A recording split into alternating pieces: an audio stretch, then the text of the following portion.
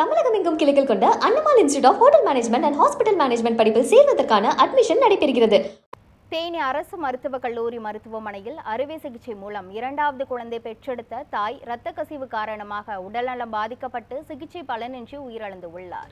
இது குறித்த கூடுதல் விவரங்களை நமது செய்தியாளர் மதன் அசோக் வழங்க கேட்கலாம்.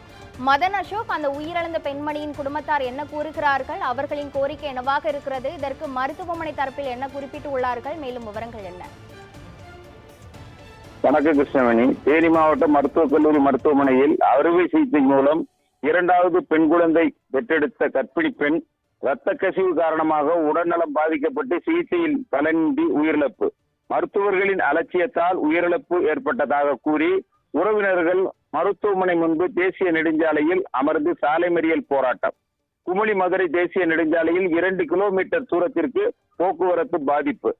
இந்நிலையில் போராட்டத்தில் ஈடுபட்ட நபர்களுக்கும் போலீசாருக்கும் இடையே தள்ளுமுள்ளு வாக்குவாதம் ஏற்பட்டதால் தேனி மத்திய தேசிய நெடுஞ்சாலை முன்பாக பரபரப்பான சூழல் நிலவி வருகிறது. தேனி அருகே உள்ள வளையாபட்டியைச் சேர்ந்தவர் கார்த்திக் என்பவர் மனைவி ஜெயலட்சுமி. இவருக்கு ஏற்கனவே 1.5 வயதில் பெண் குழந்தை உள்ள நிலையில் இரண்டாவது பிரசவத்திற்காக தேனி அரசு மருத்துவக் கல்லூரி மருத்துவமனையில் சேர்க்கப்பட்டு கடந்த 10ஆம் தேதி காலை அறுவை சிகிச்சை மூலம் ஆண் குழந்தை பிறந்தது.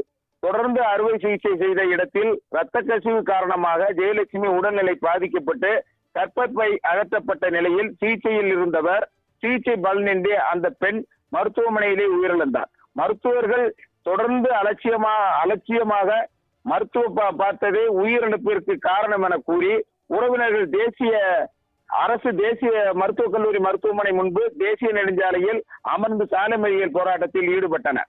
இதனால் குமுளி மதுரை தேசிய நெடுஞ்சாலையில் 2 கிலோமீட்டர் தூரத்திற்கு போக்குவரத்து பாதிக்கப்பட்டது. ஆண்டிப்பட்டி துணை காவல் கண்காணிப்பாளர் தலைமையிலான காவல்துறையினர் பேச்சுவார்த்தையில் ஈடுபட்டு வந்த நிலையில் போராட்டத்தில் ஈடுபட்டவர்களை கலைக்க முயற்சித்த போது போலீசாருக்கும் போராட்டத்தில் ஈடுபட்ட பொதுமக்களுக்கும் இடையே கடுமையான வாக்குவாதம் ஏற்பட்டு தள்ளுமுள்ளு ஏற்பட்டது. இதனால் தேனி அரசு மருத்துவக் கல்லூரி மருத்துவமனை முன்பாக பரபரப்பு சூழல் தற்போது நிலவி வருகிறது.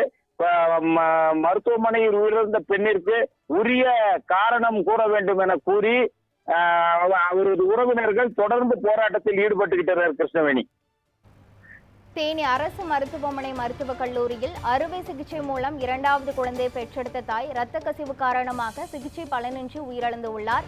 இதனால் அவர்களது குடும்பத்தினர் சாலை மறியலில் ஈடுபட்டு உள்ளனர். இதுகுறித்த முழுமையான விவரங்களை வழங்கியதற்கு நன்றி மதன் அசோக்குமார்.